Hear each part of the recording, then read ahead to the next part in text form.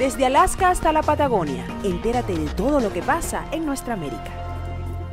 Bien, ya estamos en la segunda parte de nuestro programa. Aprovechamos para saludar a toda la gente querida que nos acompaña en distintas partes de nuestro mundo, comenzando con Radio Cumbre 101.9 FM desde el estado Barinas en Venezuela, también a través de Musical FM que sirve a la ciudad de Guayana. Acá en los Estados Unidos vamos al aire y enviamos un abrazo especial a nuestra gente de Fusión 90.7 FM desde Houston, Texas, y también a través de CNC Florida Central, nuestro canal de televisión digital. Y en el viejo continente también enviamos un inmenso abrazo a nuestra gente de Ideal Radio FM desde Málaga, España.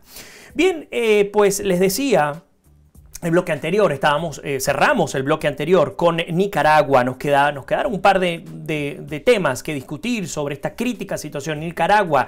Recordemos que todas estas protestas que comenzaron hace 11 días se iniciaron a partir de la reforma al Instituto Nacional de Seguro Social de Nicaragua, en la cual pues se pretendía quitar el 5% de las pensiones, una especie de tributo de impuesto a los pensionados. Se les quitaría, se les retendría el 5%, y además se incrementaría el aporte patronal y el aporte como trabajador. Es decir, ante un instituto quebrado, pues pretendían cargar a los nicaragüenses por las malas prácticas, por el desfalco que ha ocurrido en la administración de Daniel Ortega. Comenzaron las protestas. Apenas comenzaron, se dieron creo que en 48 horas de baja a 10, asesinaron a 10 manifestantes. Vimos la participación dantesca de la policía de Nicaragua, que entró en la Universidad de Managua y dio con la baja también, asesinó a 4 estudiantes que se encontraban muy tarde en la noche dentro de la universidad, quienes por supuesto estaban protestando. Continuó día a día incrementándose la cifra de muertos. Oficialmente se habla de 38 fallecidos, extraoficialmente se habla de al menos 63 asesinados, cientos de heridos, presos políticos, etc. Y ya van 11 días de protestas. Aparte de la crítica de la OEA o a la OEA por no habilitar reuniones especiales extraordinarias para atacar o para atender esta crisis, bueno, también hay que hablar del caso de Aminta Granera. Quienes no la conocen, hasta el día de ayer fue jefa de la policía hasta la semana pasada, jefa de la policía de Nicaragua. Estuvo 12 años en la policía, la cabeza de la policía. Se le señala de corrupción, excesivo uso de la fuerza, complicidad para la entrega del control total de la institución por parte de Daniel Ortega. Ha salido, pues se le fue de las manos, por supuesto, la situación que vive Nicaragua. Ha procurado hacerse un lado. Ahora a ver, pues por supuesto sí será sujeto a algún tipo de juicio. Mientras que tenemos que hablar, por supuesto, de la burguesía orteguista, les decía. Muy similar al caso de la boliburguesía en Venezuela. Aquellos que nacieron, digamos, como una especie de apéndice a los regímenes latinoamericanos, en este caso hablando por supuesto de Venezuela y de Nicaragua, y que entendieron que pegados allí a Ortega o a Chávez, en este caso a Maduro, pues podían obtener la mayor cantidad de recursos posible y por lo tanto pues enriquecerse, lo que haría necesario el mantener a estos individuos en el poder. Bueno, la burguesía orteguista es una de ellas que insiste y que ha procurado a todas luces mantener al régimen de Ortega. Y justamente a Aminta Granera se le acusa de pertenecer a esa burguesía orteguista, que de no tener prácticamente nada, de pertenecer a la clase media baja en 12 años en la jefatura de la policía, ahora posee distintos y diversos tipos de propiedades a lo largo y ancho de Nicaragua, sobre todo en las urbanizaciones o en las zonas, en los sectores más lujosos de Nicaragua. Parte de las denuncias que se han hecho, por supuesto, no se ha llegado a nada conclusivo. Por obvias razones, no hay separación de poderes, muy similar, hay un espejo allí entre lo que ha vivido Nicaragua y lo que ya a largo rato ha transitado el pueblo venezolano. Pero bueno, de Nicaragua. Por ahí, de hecho, Juan Carlos Pardo nos dice: hay muertos por generación de alzamientos y protestas como en Nicaragua, pero en Colombia los líderes sociales que han caído en los últimos días son hijos del olvido. La violencia es de intolerancia a la diferencia de ideas. Sentido, por supuesto, comentario de Juan Carlos Pardo, a quien le agradezco su aporte. Y sí, sin duda, nosotros estuvimos hablando en una oportunidad, trajimos unas estadísticas, Juan Carlos, y hablamos de las víctimas también del olvido en Colombia. Hablar, por ejemplo, de las 8 millones de víctimas entre desplazados, familiares de secuestrados, asesinados, niños que fueron desplazados y que luego los tomaron estos grupos terroristas, tanto el ELN como la FARC, para adoctrinarlos y ponerles un fusil encima. Sin tener 10, 12 años ya estaban armados y ya estaban metidos en la selva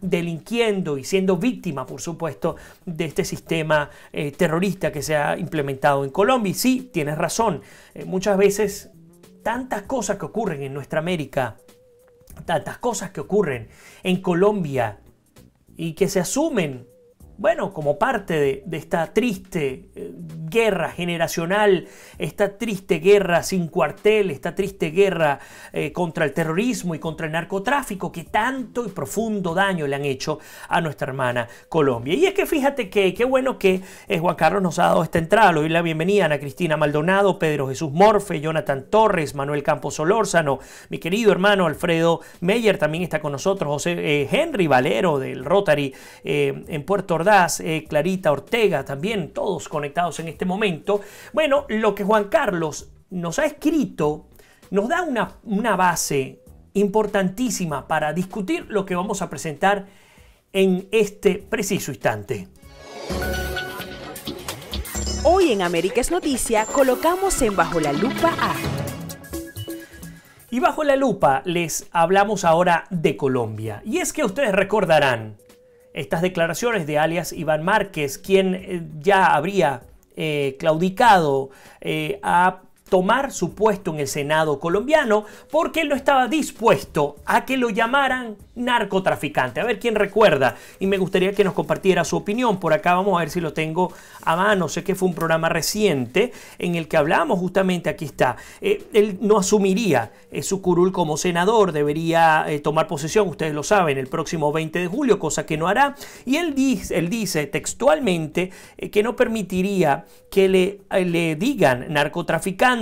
Dice que necesitamos respeto, alias Iván Márquez. Bueno, pareciera que este señor como que estaba bien informado de lo que ocurriría a menos de una semana después de haber dado esta declaración. El Tiempo de Bogotá nos cuenta que Iván Márquez estaría siendo investigado por narcotráfico en los Estados Unidos. El fiscal Martínez hizo hace 8 días, además de Santrich, que dijo hace 8 días que además de Santrich no hay ningún alto jefe involucrado. El diario estadounidense Wall Street Journal informó que agentes de inteligencia de Estados Unidos, con la colaboración de autoridades colombianas, estarían adelantando una investigación contra el líder de la FARC, Luciano Marín Arango, más conocido como Iván Márquez, por su supuesta conspiración para traficar cocaína a los Estados Unidos. Sí, no estamos hablando de Jesús Santrich, que ya está tras las rejas, a quien ya hay investigación en curso, incluso pues las relaciones que se le han encontrado al propio Santrich con capos de la droga mexicanos, pues están allí a la luz del día, sin hablar del sobrino de Iván Márquez, que vamos a comentarlo en un rato. Bueno, pues según el diario estadounidense, las autoridades de este país estarían investigando un video, y escúchenlo bien, de un celular que fue interceptado, en el cual se vería a Marín, es decir, a alias Iván Márquez, hablando con una persona cercana a un reconocido narcotraficante mexicano, para variar. Seguramente dirá Iván Márquez, así como lo dijo Jesús Santrich, que se trataba, que no tenían ni idea de que estos individuos eran narcotraficantes mexicanos. Todo lo contrario, ellos estaban procurando programas sociales para su pueblo, porque así lo han dicho. Así lo dijo el propio Santrich, y cuidado si lo dice Márquez. Estos corderitos mansos que vienen de dirigir la agrupación terrorista más antigua de la historia de nuestro continente, reunidos con capos de México sin saber de quiénes se trataba. Bueno, el hecho es que el medio agrega que el video habría sido grabado después de que el acuerdo de paz entre el gobierno y la guerrilla de la FARC entró en vigencia. Ustedes saben ya qué significa, según una fuente que el diario no identifica. No obstante, The Wall Street Journal precisó que hasta el momento Iván Márquez no ha sido acusado formalmente por ningún cargo en este caso. La información se conoce después del arresto el pasado 9 de abril por parte de la policía de Jesús Santrich, acusado de narcotráfico y quien será o está pedido en extradición por los Estados Unidos. Por otro lado, el informe se publica 2 semanas después de que Iván Márquez, o mejor dicho, Marlon Marín, el sobrino de Iván Márquez, fue capturado en el marco de la misma investigación que se adelanta contra Santrich, quien además viajó a los Estados Unidos para declarar ante una corte de Nueva York. Marín ofreció colaborar con la justicia estadounidense a cambio de protección para él y su familia. Las autoridades colombianas le dijeron en la noche de este sábado El Tiempo que la totalidad de las pruebas recabadas en el proceso fueron evaluados por la justicia de los Estados Unidos, y estas únicamente sustentaban la apertura de la investigación y acusación para los 4 implicados: Jesús Santrich, Marlon Marín, el sobrino de Iván Márquez, Fabio Yunes y Armando Gómez. De hecho, hace 8 días el fiscal general fue categórico en decir que no hay ningún otro ex jefe de la FARC implicado. Y este sábado, sobre las 9 de la noche, el ente acusador reiteró que no conduce una investigación por narcotráfico contra Márquez con posterioridad a la firma del acuerdo de paz. Por supuesto, siguen saliendo los trapos sucios en Colombia, siguen saliendo los trapos sucios del grupo terrorista de la FARC, hoy día conformado con un ala política a través de un partido político, con 10 curules asignados a dedo, además, a partir del acuerdo de paz, sin ni un solo voto a su favor. Y además, con un grupo armado que sigue en la calle, que sigue delinquiendo, que sigue asesinando, no solamente en Colombia, sino también en el Ecuador y también en Venezuela. Sin hablar, por ejemplo, de lo que significa el reclutamiento, sobre todo en Venezuela, aprovechando la crítica situación que se presenta. A ver, por ahí Lina nos dice: gracias, Vladimir, por nombrar esos niños que estos terroristas raptaron para volverlos esclavos, asesinos.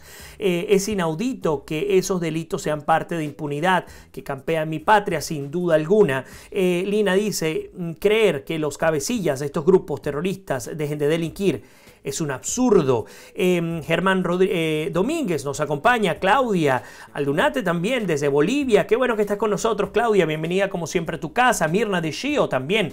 Qué bueno que mucha gente querida conectada el día de hoy. Pues sí, es parte del drama de lo que ocurre. Fíjense que les había dicho y no lo pude leer. Una nota ya que tiene sus días, pero que vale la pena destacar ya que ha vuelto a salir el nombre de Iván Márquez, pues su sobrino, que fue arrestado por narcotráfico, anticipó a la DEA que se reunió, adivinen con quién, con Diosdado Cabello y el Cartel de los Soles venezolano. Marlon Marín fue capturado en Colombia junto con el ex jefe narco de las FARC, Jesús Santrich. Aceptó dar testimonio a cambio de seguridad para su familia, que ya fue trasladada a los Estados Unidos. Ahora filtraron sus primeras declaraciones a la agencia antidrogas norteamericana. Una nota, por cierto, publicada por Infobae de Argentina. La información que publica El Tiempo de Colombia hace prever que el testimonio de Marín puede abrir una puerta muy grande en la investigación sobre la relación del régimen chavista de Venezuela con el tráfico de drogas ilícitas. El gobierno, o mejor dicho, a partir de lo que el gobierno también pudo investigar, el sobrino de alias Márquez, hombre fuerte de la FARC, consagrado senador colombiano por el acuerdo de paz, fue parte del grupo que cayó preso durante la redada en la que arrestaron a Jesús Santrich, otro ex FARC a cargo del negocio del narcotráfico. Desde entonces comenzó una negociación con la DEA en la que logró, según El Tiempo, protección para su familia, su esposa y sus 2 hijas, y que retiren el pedido, además, de extradición para él por los cargos de narcotráfico.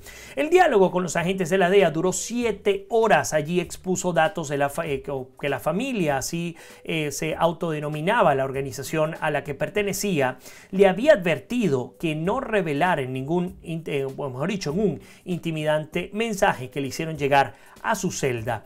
Pero entre la oferta pues, de sus antiguos jefes, garantías para su familia y pagarle los gastos de la defensa, y la perspectiva de colocarse bajo el programa de protección de testigos de la justicia norteamericana, eligió la segunda opción.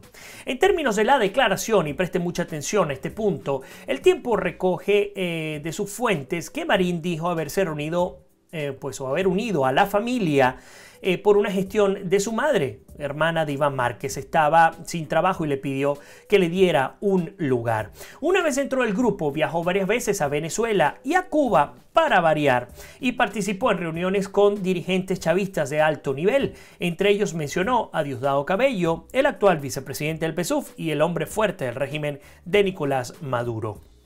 Cabello está señalado como el capo del Cartel de los Soles, una organización que sirve para facilitar el paso de drogas que provienen de Colombia y deben embarcarse rumbo al norte. El sobrino de Márquez agregó a la lista varios militares del cartel en cuestión. Advertido de que deberá probar sus dichos, puesto que un falso testimonio sería letal para sus pretensiones, dio detalles de hechos puntuales, entre ellos la mudanza de un campamento guerrillero, escúchenlo bien, que estaba en Venezuela y que había sido denunciado con coordenadas por el gobierno de Colombia. Nosotros lo hemos hablado acá como en reiteradas oportunidades, pues el gobierno colombiano ha enviado coordenadas específicas para llevar adelante estas detenciones, las cuales no se han llevado a cabo. De hecho, en el operativo participaron militares chavistas en este momento, en el año 2010, bajo el mando de Hugo Chávez.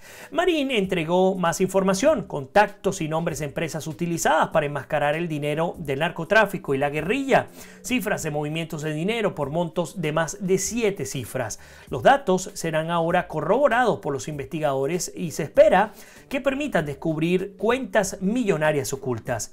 En tanto, el arrepentido está en los Estados Unidos, donde declarará una o varias veces más. Entre los datos que puede ofrecer, sobresalen los detalles de la red de sobornos por los que habrías recibido miles de dólares para facilitar los contactos. Parte de lo que se ha podido recoger en los distintos medios de comunicación internacionales a partir de esta situación con la FARC. Por ahí nos dice Juan Carlos Pardo, recuerda que existe el debido proceso sin duda alguna y esperemos que se lleve adelante, que esto ocurra de la manera en la que lo estás describiendo. Ahora, continuando con Colombia, hay una nota del Espectador que nos pareció interesante compartirla con todos ustedes y titula ¿Qué tanto influirá el tema venezolano en las elecciones de Colombia? Una nota que además no solo ha sido publicada en el Espectador de Colombia, sino también se une con otra que dice la crisis venezolana, un problema también colombiano, que publica El País de España. Y vamos a ir navegando entre los dos artículos antes de cerrar la edición del día de hoy. Por ejemplo, se le pregunta a los colombianos si consideran que la actual crisis que Venezuela enfrenta afecta a Colombia. Bueno, interesante ver además de qué manera la afecta. Cuando le preguntan si lo afecta, el 89,6% considera que sí, que la crisis venezolana afecta a Colombia. Ahora, ¿de qué manera? Uno, con el 14% permite la llegada de personas dispuestas a trabajar, el 7.7% abre perspectivas culturales, desde el punto de vista positivo, es decir, estamos hablando, lo separamos, lo positivo y lo negativo. Desde el punto de vista negativo, el 75% opina que vienen personas a competir por el trabajo, el 64,8% opina que afecta la seguridad colombiana y el 44% dice que se genera mayor violencia. Parte, insistimos, de lo que ocurre en Colombia a partir de la crítica situación venezolana. Fíjense que el Espectador nos cuenta que la crisis del país vecino comienza a ser parte de la campaña presidencial colombiana. Según encuestas, la ola migratoria es una de las principales preocupaciones de los votantes. Desde hace varios meses, la crisis de Venezuela se coló en la política nacional. Desde el año pasado, cuando el país recibió cerca de 796.000 migrantes venezolanos, según registros de Migración Colombia, el tema se ha convertido en una preocupación creciente. Ese flujo de migrantes que huyen del hambre, la violencia y la escasez de su país creen, pues, digamos, los colombianos, que tendrá consecuencias en sus vidas cotidianas. Así lo reveló el diario El País de Madrid, basado en datos de una encuesta de la firma Cifras y Conceptos. Era parte de lo que les comentaba. Según los datos de este estudio realizado para el periódico español, el 90% de la población está convencido de los efectos de la migración. El tema ya se había colado en la campaña presidencial desde el comienzo de este año. Varios candidatos y líderes políticos emitieron fuertes pronunciamientos en contra del gobierno de Nicolás Maduro. Pero más allá de los pronunciamientos y encendidos discursos, se espera que los candidatos presidenciales además presenten propuestas concretas a la compleja relación con Venezuela en los eventuales escenarios del vecino país. Expertos pronostican que en los próximos días, justo a 3 semanas de las elecciones presidenciales en Venezuela, pautadas para el 20 de mayo, y donde se da por descontada la elección de Maduro, aumentará la salida de migrantes. De hecho, recordemos que Chile expedirá una visa especial para los venezolanos en su territorio. Perú también está adelantando acciones para recibirlos, al igual que Brasil, que también sufre una situación grave en la frontera. El presidente Juan Manuel Santos reconoció que esta era una de sus grandes preocupaciones y en un intento de controlar la crisis humanitaria anunció varias medidas en febrero, entre otras el registro de venezolanos, el proceso que comenzó el pasado 6 de abril. De acuerdo con datos de Migración Colombia, los puntos donde el flujo es más alto por Paraguachón o son Paraguachón en La Guajira, el puente internacional Simón Bolívar al norte de Santander, el puente José Antonio Páez en el Arauca y Puerto Carreño en Vichada. De acuerdo con analistas, la migración creciente de venezolanos sin duda tendrá repercusiones en las elecciones. Ronald Rodríguez, investigador del Observatorio de Venezuela de la Universidad del Rosario, escribe en este diario que la migración venezolana transformará la sociedad colombiana, desencadenará una serie de problemáticas y retos en el corto plazo, sobre todo en los sectores más populares. Insistimos, una nota publicada por el Espectador de Colombia. No nos queda tiempo para continuar presentándola, pero sin duda alguna les invitamos a leerla para ampliar la idea sobre lo que significa de cara a las elecciones en Colombia, que se van a llevar a cabo apenas este 27 de mayo, ya estamos a menos de un mes de este proceso electoral, pues seguramente se verán influenciadas, afectadas en parte por la dramática situación de Venezuela, por la inmigración venezolana en Colombia y por todo lo que ha generado a su vez. Averlina nos dice: el problema de la migración de venezolanos en Colombia no son aquellos que van buscando trabajo legal y oportunidades, sino los infiltrados del chavismo que van a desestabilizar y apoyar la corrupción y el terrorismo. Me hiciste recordar lo que hizo en su oportunidad Cuba, enviando también a agentes cubanos a los Estados Unidos, haciéndose pasar por balseros. En fin, muchas cosas quedan en el tintero. Les invito mañana para que nos acompañen como de costumbre a través de Américas Noticias, y como siempre les digo, que Dios me los bendiga, se les quiere, se me cuidan y nos despedimos. Será hasta mañana.